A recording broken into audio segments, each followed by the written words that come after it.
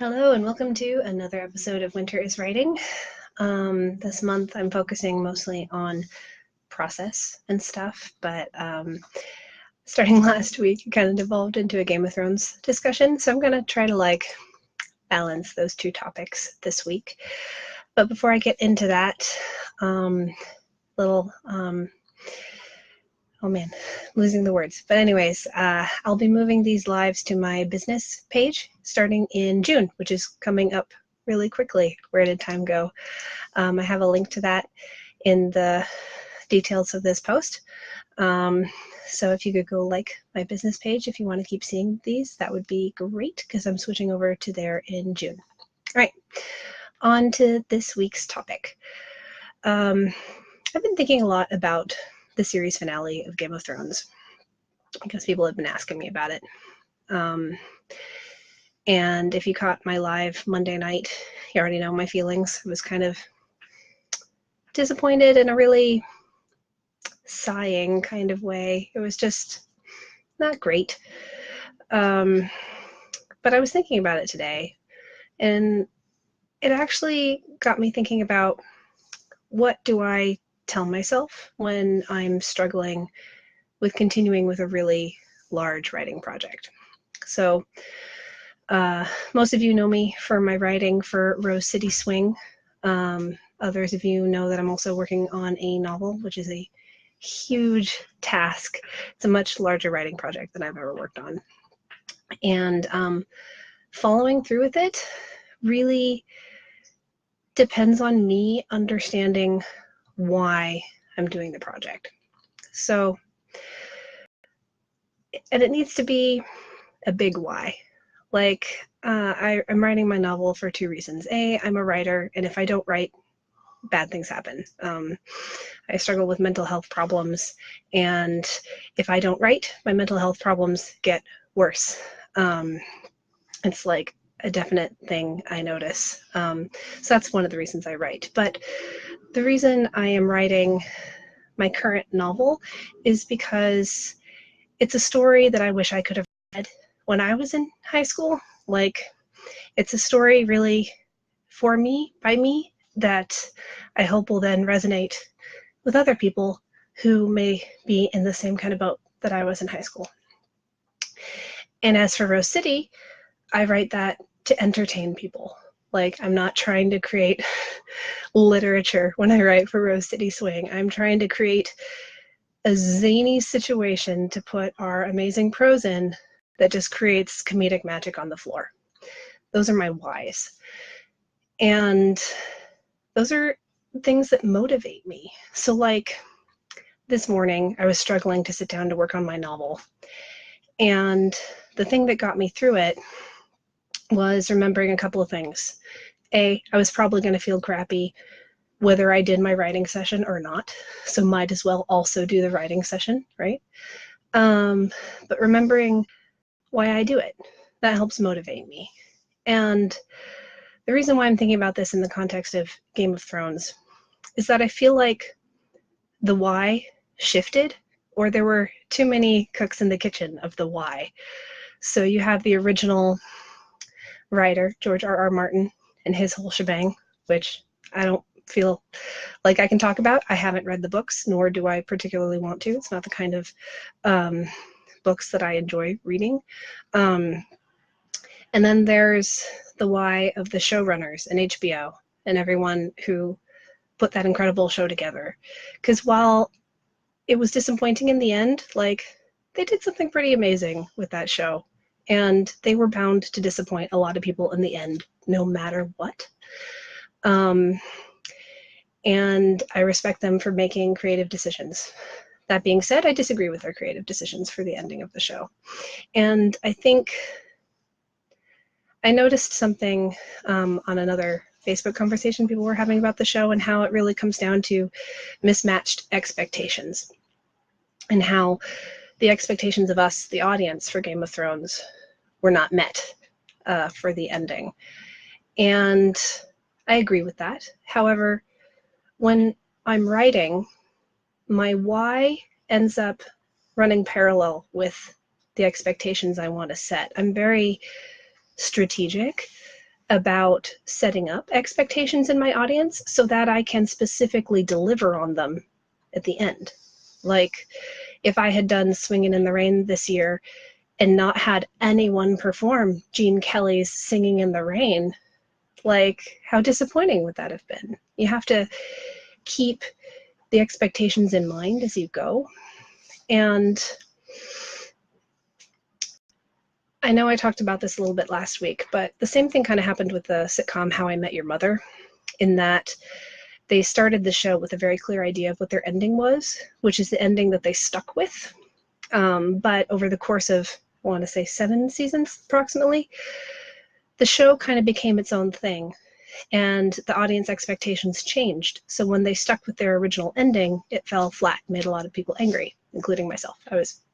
I was very angry at the ending of How I Met Your Mother. I pretend it didn't happen.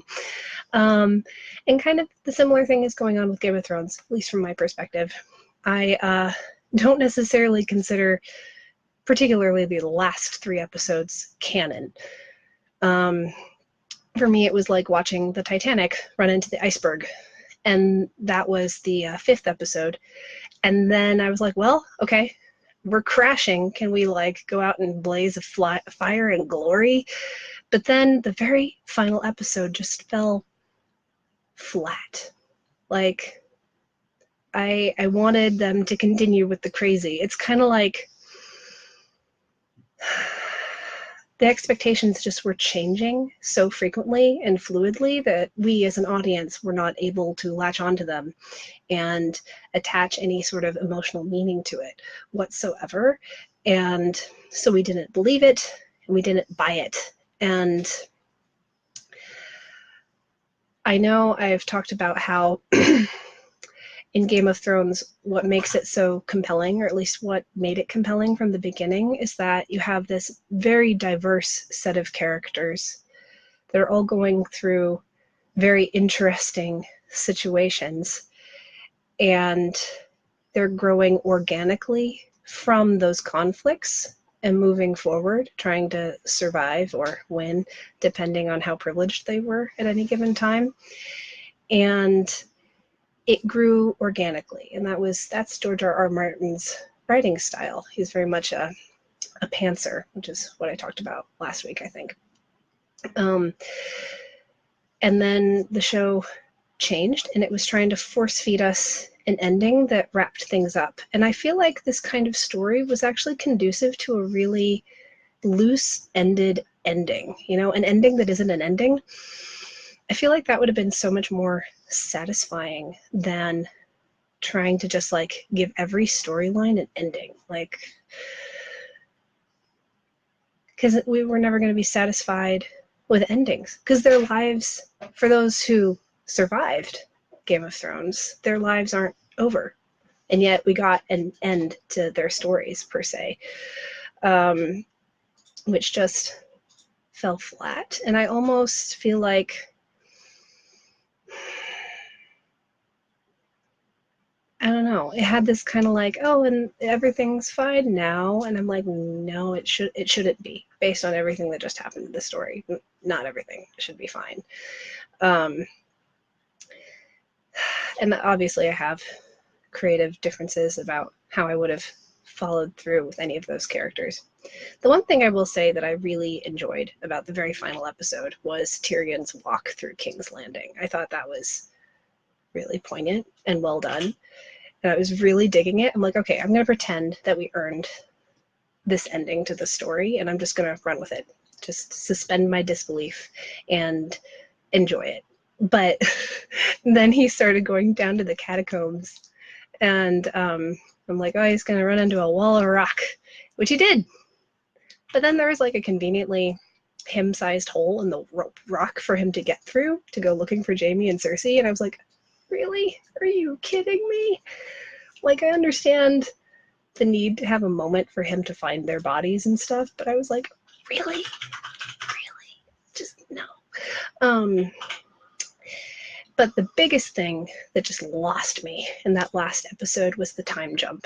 Because as soon as, spoiler warning, if you care, run away now. Spoiler warning. As soon as Jon kills Dany, and then Drogon melts the Iron Throne and absconds with Dany's corpse. I wanted to see Grey Worm find out what Jon did and react. Like, I thought that's how we were going to lose Jon Snow. And I think that would have been more satisfying, if not also angering, than what we ended up getting. That whole time jump to what I call the peanut gallery, where they were all having like a meeting of who will be the ruler of Westeros, was just jarring and not in line with everything that happened. Like, we've come so far to get to this day where is it going to be Dany on the throne or not? And then you kill her. And then you send us weeks into the future. Like, it was really jarring and I hated it. And at that point, I couldn't take the show seriously anymore.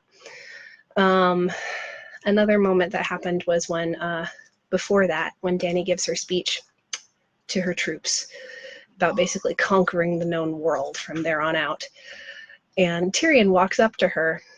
This is me hoping that, okay, the Titanic is sinking. Let's go out in a blaze of glory. I really wanted Tyrion to do something super dumb, like try to stab her in the back. Like, I would have found that really entertaining at that point, because I didn't consider it canon. But instead they were just trying to be serious, and in trying to be serious, it wasn't serious. I don't know. So that's a lot of very specific opinionated thoughts that are my own. I don't know if anybody shares them, but it does come back to expectations. But I feel like it was the showrunner's responsibility to not only balance George R.R. Martin's expectations, their own expectations, but the expectations of the audience that has been on this journey with them for almost 10 years. Because there's the text itself, we have the story itself, the show, but then there's also the audience's perception of that story. And those are two separate things. Like, yes, the show stands on its own, but it doesn't really live without the audience. And I feel like they didn't really take into account what the audience's true expectations were beyond, yes, we need Clegane Bowl. Sorry, I mispronounced that. It's like, yes, of course we needed that moment. We needed the Hound and the Mountain to have their meet finally. But they rushed it. Again, yes, they rushed it so much. And that's where I feel like, okay, if you're going to cut the show short, leave it with an unfinished, ugly ending. You know what I mean? I feel like that would have been really satisfying. I don't know if anybody else feels the same way. But, and this is just me as a writer, I really think entertaining people and giving people what they want as an audience is like a great thing. Nothing makes me happier than seeing everybody at Rose City just having the time of their life watching the staff perform my scripts. Like, that's incredible. I love entertaining people and giving them what they really want, and doing that kind of whole thing, like, there's a surface level, this is what they want, but I'm like, no, I understand what they want on a deeper level, I'm going to give them that. And I feel like that's what was missing. So, for instance, one of the big things that it eats at me. I wanted to see Arya confront Cersei so badly, and we didn't get that. And I think the biggest thing that has made me mad, because I have literally been waiting for that to happen for years, and it didn't happen. Excuse me. So yeah. Ooh, questions? Martin wanted several more seasons. I'm not surprised. I honestly don't know. Like, the showrunners have done an incredible job with what they were given. Like, I don't want to detract from their creative skill. I'm just expressing creative, opinionated differences. that's a huge beast to take on and run with without source material. And that's a impossible job that they're going to upset a lot of people no matter what choices they made. So even if they had decided to like magically meet all of my expectations, that probably would have pissed off a lot of people. So there's no winning, but I like this as a point of conversation to talk more about storytelling and balancing expectations in your whys. So with Game of Thrones, it's not a hero's journey. It's not a chosen one story. And without those kind of pins in the story to hang your hat on, this is Kayla. She says hi. It can be hard to steer the ship because you don't have a point you're trying to make or a theme you're trying to go for. And I feel like the theme for Game of Thrones, at least that resonated for me, was that this is real life and who wins isn't going to be pretty, right? Who ends up in power you might not be okay with. How people grow or change or don't doesn't necessarily reflect what you'd like to happen. So in that sense, Bran sitting on the throne at the end, I suppose, kind of makes sense. I'm not okay with that choice. But I don't know. I feel like they tried to wrap it up in a neat bow instead of make it an ugly, real ending, if that makes sense to anyone else. So those are my thoughts.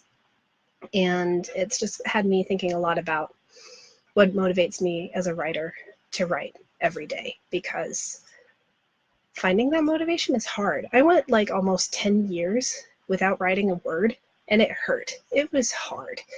I hated it. And that's why I've actually built my writing coaching business, is because I know how painful it can be to want to do something with your life, but not actually be able to get yourself to take the action to follow through. And knowing your motivations and really understanding your whys, not only in relationship between yourself and your creativity, but between your creativity and how that will affect audiences or whoever it engages with, is really important to understand. Because without that guiding rudder, you can't make smart choices about your work, right? You end up making arbitrary decisions about your creativity. It's kind of like a similar thing in the choices I make as a dancer, regardless of role I'm in. It's like, why am I here? For me, I dance West Coast Swing because it's a partner dance. I'm here to partner. I'm here to build something with someone else. That takes priority over other things. And so, like, long story short, if you're ever struggling with motivation or anything, really think about why you want to be doing something on a deep level. Because if you can really understand that, it becomes a value by which you can steer yourself and motivate yourself, and it makes all the difference in the world. So if anybody has any questions, I'm going to start wrapping up. So go ahead and pop them in the comments if you're still around. Otherwise, I'm going to get on with it. So again, starting in June, these lives are going to be taking place on my Facebook business page instead of here on my personal page, so I can have some like separation between the two things. The link is in the description to this post, so if you could go like my page, that'd be great. Also, I just launched a brand new coaching package for first-time clients. It's specifically designed to help writers who aren't writing get in the habit of writing for about a month. It includes like the 90-minute coaching session with me to really get to the nuts and bolts of why they're not writing in the first place, and basically auditing their schedule, building them a customized writing routine. And then I provide ongoing accountability for the month and also a follow-up mini coaching session. There's other stuff too, but that's kind of the gist of it. And it's really designed to help people take action. And I know it's geared towards writers specifically, but if there's some other kind of creative project that you just want to move on and you know you need some external support, I can also like adjust it for other people. So like if you're not practicing your West Coast swing, that's something we can work on. So I have a link to that coaching package in the description to this post as well. So if you want to go check that out. Otherwise, it's been great chatting to you all about Game of Thrones. I'll probably not talk about it again. I don't want to beat a dead horse. But if anybody does have like very specific questions about my thoughts on Game of Thrones or any other media, movies, TV, books, hit me up, send me a message. I love nerding out about storytelling because that's like my jam. Otherwise, that's been it for this evening. I hope you all have a great night, and I'll talk to you later. Bye.